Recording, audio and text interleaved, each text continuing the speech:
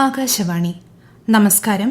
പ്രത്യേക വാർത്താ ബുള്ളറ്റിൻ വായിക്കുന്നത് ഗീതു പ്രകാശ്. രാഷ്ട്രപതി ദ്രൗപദി മുർമു ഇന്നു മുതൽ ഗോവ, കർണാടക, ഝാർഖണ്ഡ് എന്നീ സംസ്ഥാനങ്ങളിൽ 4 ദിവസത്തെ സന്ദർശനം നടത്തും. രാഷ്ട്രപതി ഇന്ന് വൈകുന്നേരം ഗോവയിലേക്ക് പോകും.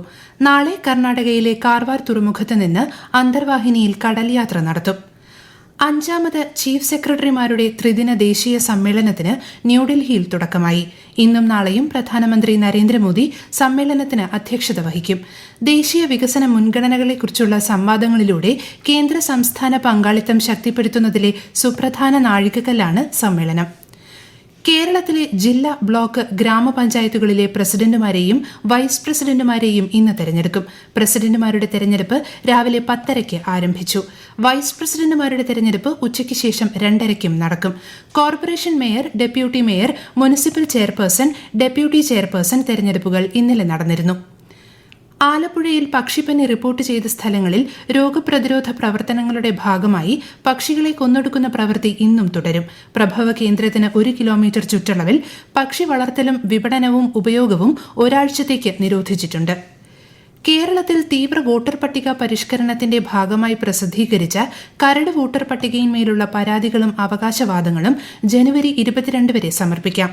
voters.eci.gov.in, ceo.kerala.gov.in എന്നീ വെബ്സൈറ്റുകളിൽ കരട് പട്ടിക ലഭ്യമാണ്.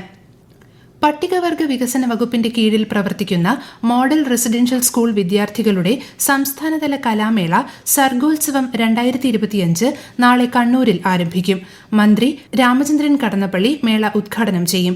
22 മോഡൽ റെസിഡൻഷ്യൽ സ്കൂളുകളിലെയും 120 ഹോസ്റ്റലുകളിലെയും 1500-ലധികം വിദ്യാർത്ഥികൾ കലാമേളയിൽ പങ്കെടുക്കും. നഗരത്തിലെ 4 വേദികളിലായാണ് മത്സരം.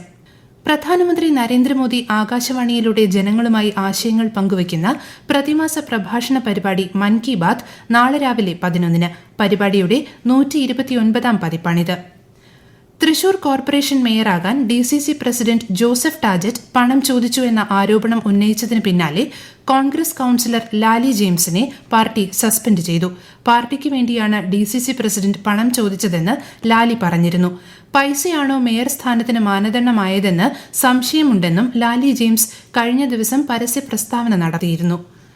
സമസ്ത കേരള ജമയത്തുൽ ഉലമയുടെ 100ാം വാർഷിക അന്താരാഷ്ട്ര സമ്മേളനത്തിന്റെ ഭാഗമായി സമസ്ത പ്രസിഡന്റ് സയ്യിദുൽ ഉലമ മുഹമ്മദ് ജിഫ്രി മുത്തുക്കോയ തങ്ങൾ നയിക്കുന്ന ശതാബ്ദി യാത്ര ഇന്ന് കണ്ണൂർ ജില്ലയിലെത്തും. കണ്ണൂർ പെരിങ്ങത്തൂർ പാലത്തിന് സമീപം യാത്രയ്ക്ക് സ്വീകരണം നൽകും. വൈകുന്നേരം കണ്ണൂർ ടൌൺ സ്ക്വയറിൽ നടക്കുന്ന പൊതുസമ്മേളനം മന്ത്രി രാമചന്ദ്രൻ കടന്നപ്പള്ളി ഉദ്ഘാടനം ചെയ്യും. കാസർഗോഡ് കൂണിയയിൽ ഫെബ്രുവരി 4 മുതൽ 8 വരെയാണ് സമ്മേളനം.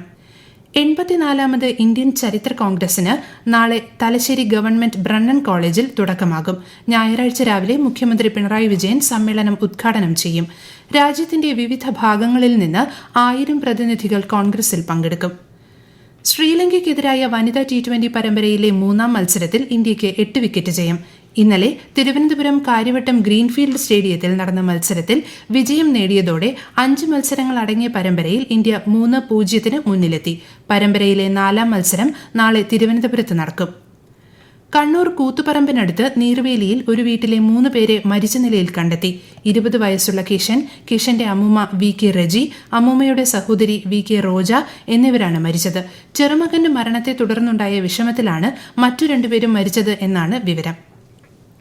യുക്രൈൻ തലസ്ഥാനമായ കീവിൽ ആക്രമണം നടത്തി റഷ്യ. ഇന്ന് പുലർച്ചെ നടത്തിയ ആക്രമണത്തിൽ നിരവധി മിസൈലുകൾ റഷ്യ വിക്ഷേപിച്ചതായി മാധ്യമങ്ങൾ റിപ്പോർട്ട് ചെയ്തു. കീവിലെ പ്രാന്തപ്രദേശ പട്ടണമായ ബ്രൊവാരിയയിലും പരിസര പ്രദേശങ്ങളിലും വൈദ്യുതി ബന്ധം തടസ്സപ്പെട്ടു. റഷ്യയുമായുള്ള യുദ്ധം പരിഹരിക്കാൻ യുക്രൈൻ പ്രസിഡന്റ് വൊലോദിമിർ സെലൻസ്കിയും US പ്രസിഡന്റ് ഡൊണാൾഡ് ട്രംപും തമ്മിലുള്ള കൂടിക്കാഴ്ചയ്ക്ക് ഒരു ദിവസം മുമ്പാണ് ആക്രമണം. പട്ടികജാതി പട്ടികവർഗ വിദ്യാർത്ഥികൾക്കായി നടപ്പാക്കുന്ന ഉന്നതി വിജ്ഞാന കേരളം തൊഴിൽ പരിശീലന പദ്ധതി കോഴിക്കോട് മരുതോങ്കരയിൽ വൈകിട്ട് മന്ത്രി OR കേളു ഉദ്ഘാടനം ചെയ്യും. പട്ടികജാതി പട്ടികവർഗ പിന്നോക്ക വികസന വകുപ്പും KDISCും വിജ്ഞാന കേരളവും ചേർന്ന് ആവിഷ്കരിച്ച് നടപ്പാക്കുന്ന പ്രത്യേക പദ്ധതിയാണ് ഉന്നതി വിജ്ഞാന കേരളം.